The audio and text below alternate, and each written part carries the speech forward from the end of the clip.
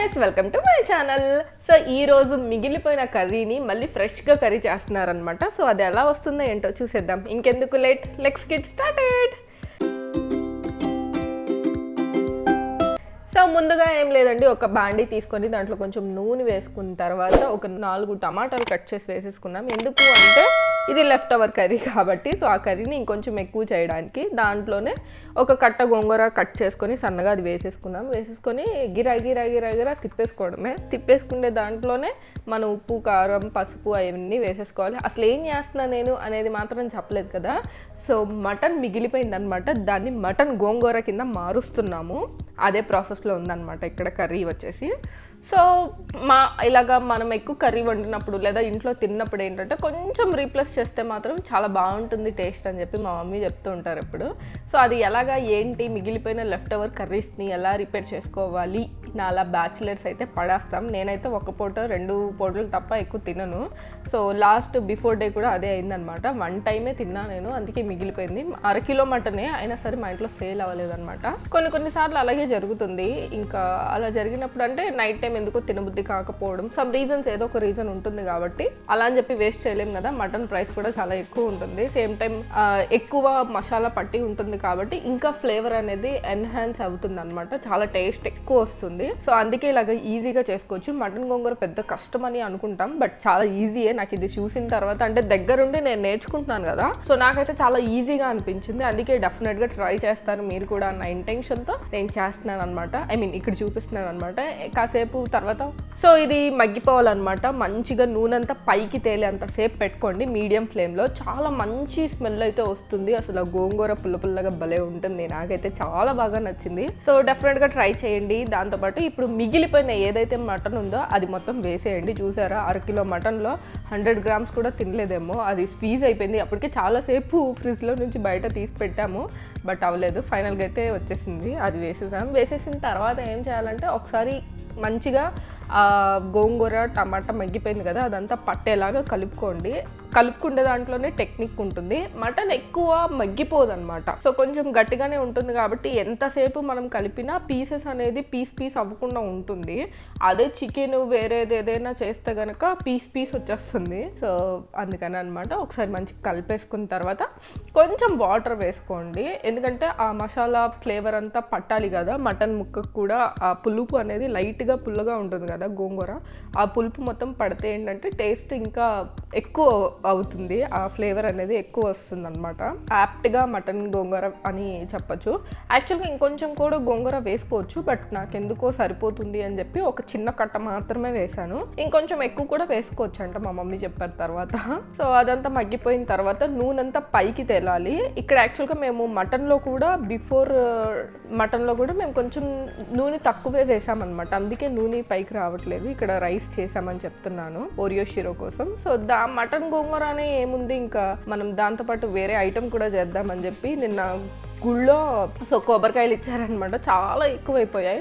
అసలు ఒకసారి కొబ్బరికాయలు ఏం చేయాలో కూడా అర్థం కాదనమాట. అందుకే ఇలా పగలగొట్టుకుంటూ కూర్చుంటప్పుడు నాకు ఒక ఆలోచన వచ్చింది, అరే కొబ్బరి రైస్ చేస్తే బాగుంటుంది కదా, చాలా రోజులు అయింది అని చెప్పి అవన్నీ తీసేసి మంచిగా నీట్గా కడిగేసాను అనమాట. అంటే లైట్గా పీసెస్ వస్తాయి కదా, వాటన్నిటిని తీసేసి సన్నగా కట్ చేసేసి ఇప్పుడు మిక్సీ చేస్తున్నాను అనమాట. ఇది పెద్ద టాస్క్. ఇక్కడ వరకు చేసింది ఒక ప్రాసెస్ అయితే ఈ కొబ్బరి పాలు తీయడమే పెద్ద టాస్క్ అండి బాబు. బట్ కొబ్బరి రైస్ ఫ్లేవర్ ఉంటుంది, అసలు తింటూ ఉంటే ఒక మాదిరిగా ఎంత బాగుంటుందో అసలు ఎక్స్ప్లెయిన్ చేయలేను అనమాట, అంత బాగుంటుంది. సో డెఫినెట్గా ట్రై చేయండి. కొబ్బరి పాలు కూడా దొరుకుతాయి, అవన్నీ కెమికల్ దట్టు ఏంటంటే స్టోరేజ్ ఎక్కువ ఉంటుంది కాబట్టి అంత ఫ్లేవర్ అనిపించదు నాకు. సో మీరు ఇలా అయినా కొబ్బరి పాలు తీసుకోవచ్చు, బయట కూడా దొరుకుతాయి, ప్రిజర్వేటివ్ ఉంటాయి అనమాట. సో అందుకే నేను అంత ప్రిఫర్ చేయను. కొబ్బరి ఎక్కువ ఉన్నప్పుడు ఏంటంటే ఇలా చేసుకోవడం బెటర్.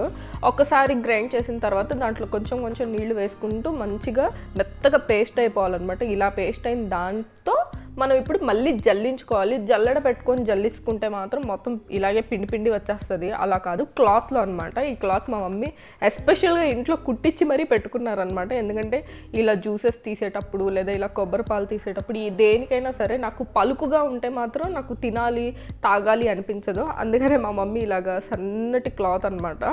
సో తీసుకొని దాన్ని ఒక కవర్లా కట్టి ఇలాగా చూసారు ఎంత చిక్కగా ఉన్నాయో పాలు. నాకైతే అసలు ఎంత టేస్ట్గా అనిపించాయి. నేను కూడా కొన్ని తాగేశాను, చాలా బాగున్నాయి. మిల్క్ కూడా అంటే ఆ కొబ్బరి కూడా తీయగా ఉందన్నమాట. ఫ్రెష్గా అంటే అప్పుడే 1 డేనే అయింది కాబట్టి కొట్టి ఫ్రెష్గా అనిపించాయి. సో ఇన్ని వచ్చాయన్నమాట పాలు. ఇవన్నీ ఎక్కువే, అందుకే మేమేం చేసామంటే సగం వండి సగం ఏమో నూనె తీసామన్నమాట. ఆ నూనె ఎలా తీసారనేది నెక్స్ట్ టైం చూపిస్తాను. సో ఇప్పుడు బాండి ఒకటి తీసుకొని, ఏం లేదు మసాలాలు కూడా చాలా తక్కువే వేసుకుంటాం మేము. సో మీ ఘాటుకి మీ రుచికి తగ్గట్టుగా మీరు వేసుకోండి.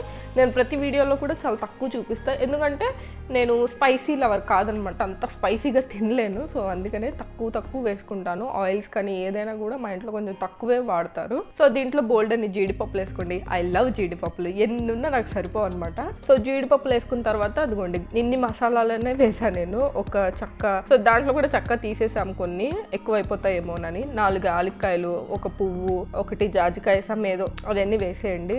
వేసేసుకున్న తర్వాత కొంచెం రెడ్ కలర్ అవ్వాలి, అయ్యేంతసేపు పెట్టేసుకున్న తర్వాత మనం ఇప్పుడు ఏం చేయాలి అంటే వెయిట్ చేయాలి, ఎందుకంటే అవన్నీ మంచిగా వేగాలన్నమాట. సో అవన్నీ మంచిగా ఏగిపోవాలి. ఏగిపోయిన తర్వాత ఇక్కడ మనం ఒక ఆనియన్, 2 పచ్చిమిర్చి, కొంచెం కొత్తిమీర ముందుగానే కట్ చేసి పెట్టుకోవాలి. ఆనియన్ వచ్చేసి మీడియం సైజ్ వేసుకోండి, సేమ్ లైక్ బిర్యానీ. కాకపోతే ఎంత ఈజీ ప్రాసెస్ అంటే, ఇది వరకు నేను బిర్యానీ చేయాలి అంటే చాలా టఫ్ ఏమో అంటే నాకు తెలియనప్పుడు ఏంటంటే అంత టఫ్గానే అనిపిస్తుంది. వన్స్ మనకి తెలిసిపోయిన తర్వాత ఆ టెక్నిక్స్ అన్నీ మనకి ఆటోమేటిక్గా వచ్చేస్తుంది అనమాట. సో అందుకే మమ్మీకి కంపల్సరీగా కిచెన్ రూమ్లో ఉన్నప్పుడు హెల్ప్ చేయండి. బోల్డ్ అని టిప్స్ ఉంటాయి, ఎందుకంటే వాళ్ళు ఎన్నో ఇయర్స్ నుంచి చేస్తూనే ఉన్నారు కాబట్టి వాళ్ళకి చాలా ప్రాక్టీస్ ఉంటుంది. మనకు కూడా చాలా ఈజీగా ఉంటుంది. ఫుడ్ అనేది చాలా ఇంపార్టెంట్, ఎందుకంటే ఈ జనరేషన్లో బయట కూడా ఫుడ్ బాగాలేదు. హైదరాబాద్లో చూస్తున్నారు కదా, ఎన్ని ఫుడ్ ప్లేసెస్ బాగాలేదు అని చెప్పి గవర్నమెంటే రిలీజ్ చేస్తుంది అనమాట. బట్ అవన్నీ మనం పట్టించుకోం, బయట మాత్రం తినేస్తూ ఉంటాం. బయట తినడం వల్లే మనకి చాలా హెల్త్ ఇష్యూస్ వచ్చేసాయి. సో ఇక్కడ ఇక్కడ ఆనియన్స్ అన్నీ మంచిగా ఎగిపోయిన తర్వాత దీంట్లో 2 స్పూన్స్ అల్లం వెల్లిపాయ పేస్ట్ వేసుకోండి.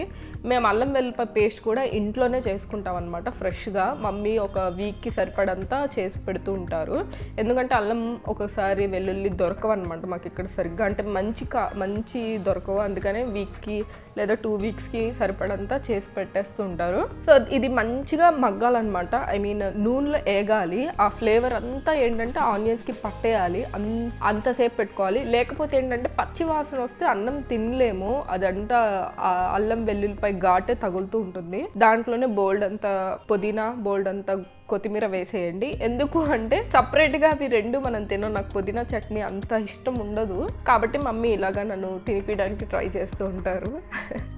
సో మీ ఇంట్లో కూడా ఇలాగే చేస్తూ ఉంటారా? చేస్తే కనుక నాకు కింద కామెంట్ సెక్షన్లో మెసేజ్ చేయండి. సో ఇదంతా అయిపోయిన తర్వాత అది మొత్తం నూనె పైకి తేలిన తర్వాత కొంచెం ఉప్పు వేసుకోండి. ఇక్కడే కళ్ళుప్పే వాడండి మ్యాక్సిమం. మేమైతే కళ్ళుప్పే వాడతాం, అందుకే సజెస్ట్ చేసిన. కళ్ళుప్పులో తెలీదు, మంచి టేస్ట్ వస్తుంది సాల్ట్ కంటే కూడా. సో నేను మీకు చెప్పడం మర్చిపోయా, ఇక్కడ ఆకు కూడా వేసుకోండి, బిర్యానీ ఆకు అంటారు కదా. సో మా దగ్గర పెద్దగా ఉన్నాయని చెప్పి కట్ చేసి చిన్న ముక్కలు వేసాము. సో ఇది కూడా ఒకసారి మంచిగా పుదీనా, కొత్తిమీర ఇవన్నీ వేసాం కదా, అవి కూడా మంచిగా ఏగిపోవాలన్నమాట. నూనెలో ఏగిపోయిన తర్వాత ఇప్పుడు మనం ఏం చేయాలి అంటే, ఇంతసేపు మనం కష్టపడి తీసిన మిల్క్ని ఇప్పుడు మంచిగా ఏగిపోయిన మసాలాలో వేసేస్తున్నాం అనమాట. ఇక్కడ మనం ప్లెయిన్ వాటర్ అస్సలు యూస్ చేయకూడదు, ఓన్లీ కొబ్బరి పాలు మాత్రమే యూస్ చేయాలంట, ఓకేనా? ఇది గుర్తుపెట్టుకోండి. 1 గ్లాస్కి ఇక్కడ మేము 3 గ్లాసులు వేస్తున్నాము.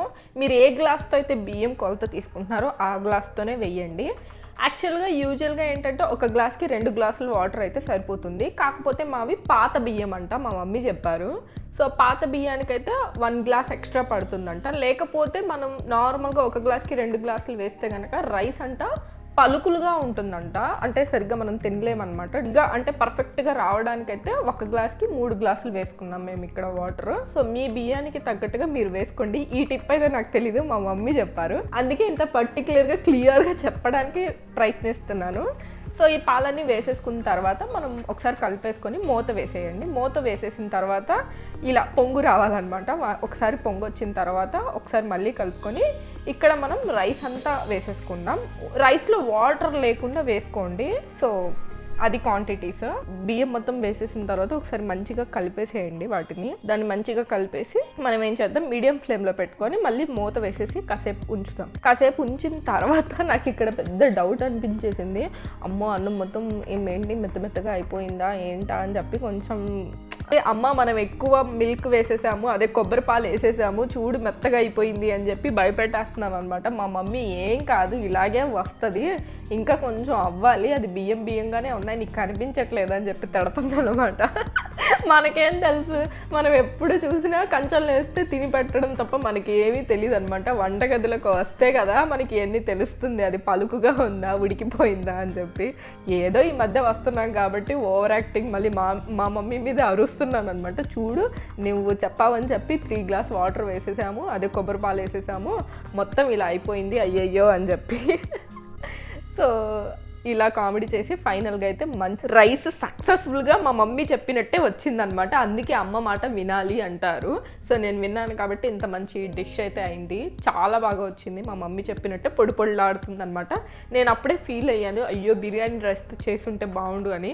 ఆ విషయం కనుక మా మమ్మీకి చెప్తే నన్ను ఇంకేం లేదు కొట్టినా కొడుతుంది, ఎందుకంటే ఆల్రెడీ మా మమ్మీ చెప్పారు బిర్యానీ రైస్ చేద్దామా అంటే, వద్దొద్దు ఇది నానపెట్టేసాక దీంతో కూడా బాగానే ఉంటుంది అని చెప్పి ఓవర్ యాక్టింగ్ చేశా. బట్ ఏ రైస్తో చేసినా సరే ఫ్లేవర్ అనేది ఎంత బాగా వచ్చిందో, నేను చెప్పిన క్వాంటిటీస్తో చేయండి. కొత్త వాళ్ళు అయినా సరే పర్లేదు చేయండి, ఎందుకంటే ఆ రైస్ స్మాష్ అయిపోయినా బాగుంటుంది, అంత టేస్ట్ ఉందన్నమాట. సో లెఫ్ట్ ఓవర్ మటన్ కర్రీతో కొబ్బరి రైస్ సూపర్ అంటే సూపర్ ఉంది, డెఫినెట్గా ట్రై చేయొచ్చు. చాలా మంచి రెసిపీ అనమాట. వీకెండ్లో అయితే డెఫినెట్గా ట్రై చేస్తాను నేనైతే, నాకు చాలా బాగా నచ్చింది పర్సనల్గా. సో నేను ఇంకా దగ్గరుండి నేర్చుకున్నాను కాబట్టి రిపిటేషన్గా చేస్తుండే ఇంకా ఎక్స్పర్ట్ అయ్యే ఛాన్సెస్ ఉంటాయి అనమాట. సో డెఫినెట్గా చేసుకుంటాను నేనైతే. మటన్ అయితే నాకు చాలా బాగా అనిపించింది, ఎందుకంటే ఇంత ఈజీనా, ఎందుకంటే ఆల్రెడీ మటన్ కర్రీ వండేసాం కాబట్టి మటన్ గోంగూర ప్రాసెస్ అనేది చాలా ఈజీ అయిపోయింది అనమాట. సో ఎవరైనా ట్రై చేయొచ్చు. సో ఐ హోప్ మీ అందరికీ వీడియో నచ్చిందని అనుకుంటున్నాను. నచ్చితే లైక్ చేయండి, షేర్ చేయండి, కామెంట్ చేయండి, సబ్స్క్రైబ్ చేసుకోవడం మాత్రం మర్చిపోకండి. Till then take care, bye guys.